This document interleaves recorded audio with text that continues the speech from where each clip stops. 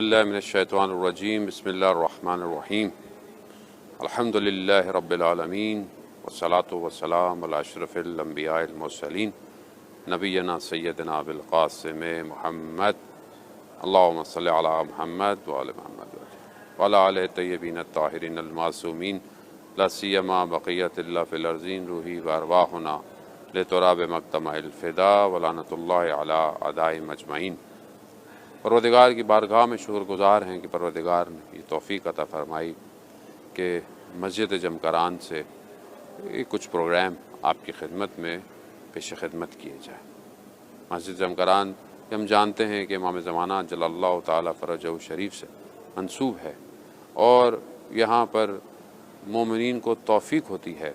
مسجد تو اللہ کا گھر ہے، انسان یہاں نماز پڑھتا ہے، عبادت کرتا ہے، لیکن اس کے ساتھ ساتھ اپنے وقت کے امام کو بھی یاد کرتا ہے۔ اس سے بہترین بات اور کیا ہو سکتی ہے کہ انسان خدا کو یاد کرے اور حجت خدا کو یاد کرے۔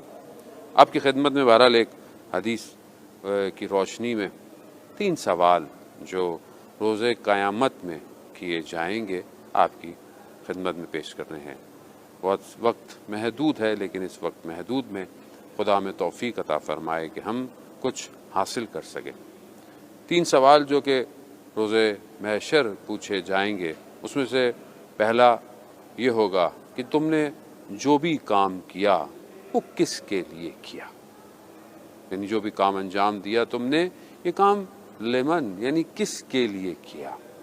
دوسرا سوال جو پوچھا جائے گا کہ تم نے یہ کام کیوں انجام دیا، اور تیسرا سوال یہ پوچھا جائے گا تم سے کہ یہ تم نے کام کیسے انجام دیا۔ جی عزیزان محترم، اب اپنی زندگی میں جو بھی کام کرتے ہیں یقیناً اس کے پیچھے یہ عوامل، یہ فیکٹر موجود ہوتے ہیں۔ روز قیامت سوال کیا جائے گا تم نے نماز پڑھی، کس کے لیے پڑھی؟ یقیناً ہمارا جواب یہی ہوگا کہ پروردگار یہ نماز تو ہم نے تیرے لیے پڑھی اور کسی اور کے لیے نہیں پڑھی۔ یہی ہو سکتا ہے کہ جب ہم اپنی زندگیوں میں اگر ظاہراً کام دکھانے کے لیے اچھا ہو، لیکن وہ کام اگر خدا کی بارگاہ کے لیے نہ ہو تو وہ کچھ اور بن سکتا ہے۔ یعنی تاریخ شاہد ہے ایسے بہت سارے واقعات کی کہ جہاں پر لوگوں نے کام کیے، ظاہراً کام نیک تھے لیکن کام خدا کے لیے نہیں تھے بلکہ اپنے مقاصد کے لیے تھے۔ اسی لیے کہیں مسجد کعبہ بنتی ہے تو کہیں مسجد ضرار بنتی ہے، کیونکہ وہ خدا کے لیے نہیں تھی۔ عزیزان محترم، اسی لیے ہم سے سوال پوچھے تم نے روزہ رکھا، کس کے لیے رکھا؟ لوگوں کو دکھانے کے لیے رکھا؟ جیسے آج کل کے زمانے کے اندر لوگ بہت زیادہ ڈائٹ کانشیس، صحت کانشیس ہوتے ہیں کہ نہیں ہم تو شاید صحت کے لیے نہیں۔ عزیزان محترم، روزہ خداوند متعال کے لیے ہے۔ وہاں پر ہم سے یہ بھی پوچھا جائے گا کہ تم نے یہ کام جو ہے وہ کیوں انجام دیا۔ تو ہم نماز کیوں پڑھتے ہیں؟ نماز خدا کی خوشنودی کے لیے پڑھتے ہیں، نماز ثواب کے لیے پڑھتے ہیں، بہشت میں جانے کے لیے پڑھتے ہیں، خدا کے شکر کے لیے پڑھتے ہیں، خدا کی بارگاہ میں اپنی نعمتوں کا تشکر کرنے کے لیے اس کی بارگاہ میں سجدہ ریز ہوتے ہیں۔ وہیں پر یہ سوال کہ تم نے ان کام کو کیسے انجام دیا، یہ بہت زیادہ مہم ہے۔ نماز تو پڑھی تم نے، خدا کے لیے پڑھی، خدا کے تشکر کے لیے پڑھی، مگر تم نے نماز پڑھی کیسے؟ صحابی امام جعفر صادق علیہ السلام کی خدمت میں حاضر ہوتے ہیں اور 2 رکعت نماز پڑھتے ہیں۔ جب 2 رکعت نماز ان کی تمام ہوتی ہے تو امام ان سے کہتے ہیں وائے ہو کہ 60 سال زندگی انسان گزارے اور 2 رکعت نماز انسان صحیح نہ پڑھ پائے۔ صحابی پریشان ہو جاتے ہیں۔ عزیزان محترم، وہ صحابی امام کے صحابی تھے، امام کو دیکھ رہے تھے، امام کے سامنے تھے، اور ہم تو بہت دور ہیں، ہم ظاہری طور پر دور ہیں، ہم شاید امام کو دیکھ نہیں پاتے لیکن امام تو ہمیں دیکھتے ہیں۔ تو کیا واقعاً ہمارا ہر عمل، ہمارا انجام، اس کی کوالٹی واقعاً بہتر ہے کہ نہیں ہے؟ اسلام ہمیشہ کوانٹٹی پر نہیں کوالٹی پر دھیان دیتا ہے۔ بعض اوقات لوگ کوانٹٹی کے چکر میں کوالٹی کو کھو بیٹھتے ہیں۔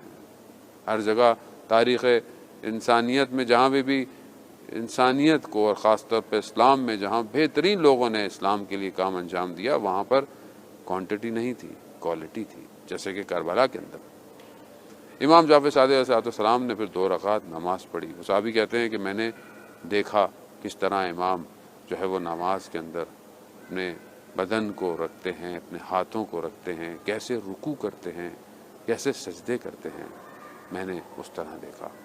روز قیامت میں یہ ہم سے پوچھا جائے گا کہ تم نے جو بھی انجام دیا وہ کام کیسے انجام دیا۔ یہ چھوٹی چھوٹی سی چیزیں ہم اپنی زندگی میں انجام دیتے ہیں عزیزان محترم، بعض اوقات ہمیں شاید یہاں پر احساس نہیں ہوتا، لیکن یہ آخرت میں ہر چیز کھلی ہوئی ہوگی، ہمارے لیے اوپن ہوگی، اور وہاں پر ہماری ایک ایک چیز ہمیں دکھائی جائے گی، چاہے ہمارا عمل چھوٹا ہو چاہے ہمارا عمل بڑا ہو۔ خدا قرآن میں بھی کہتا ہے کہ میں جو ہے وہ مسکال کے ذرے کے برابر بھی تمہارا عمل ہوگا، چاہے عمل خیر ہو چاہے عمل شر ہو، خدا دکھائے گا۔ اس لیے آئیے اپنی زندگیوں میں اپنے کاموں کو بہتر کریں، اپنی عبادتوں کو بہتر کریں۔ اگر تلاوت کرتے ہیں قرآن کی، اس کو بہتر کریں، خدا کے لیے کرتے ہیں، اپنی دنیا اور آخرت کو سمجھنے کے لیے کرتے ہیں، لیکن اس کی کیفیت کو اچھا کریں۔ اور بھی باقی عبادتیں کرتے ہیں، کسی کے ساتھ انفاق کرتے ہیں، کسی کی مدد کرتے ہیں، کسی کی ہیلپ کرتے ہیں، اس کو بھی بہتر انجام دیں۔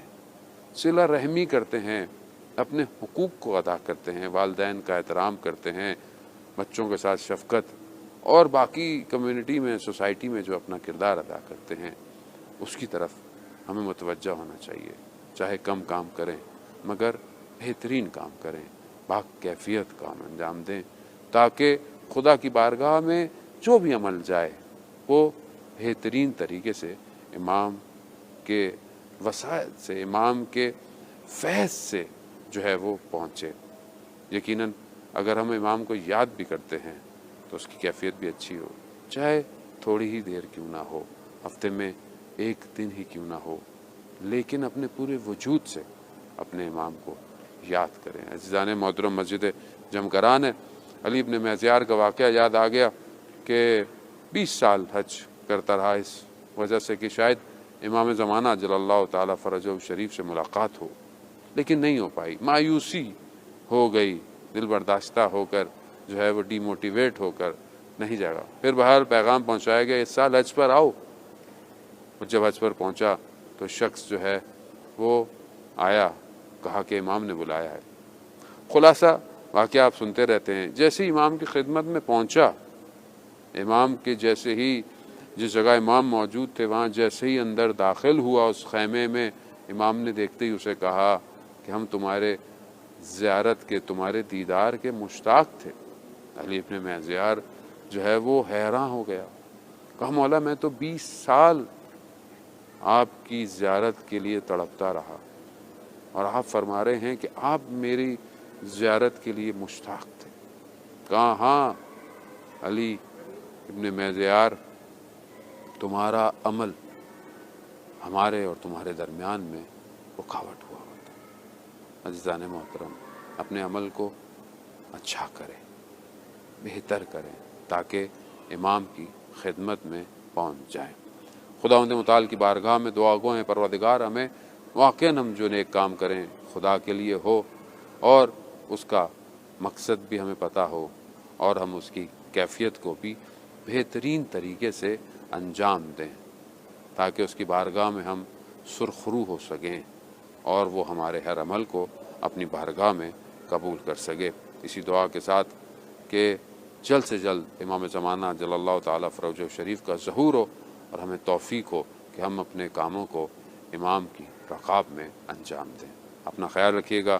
والسلام ورحمۃ اللہ وبرکاتہ۔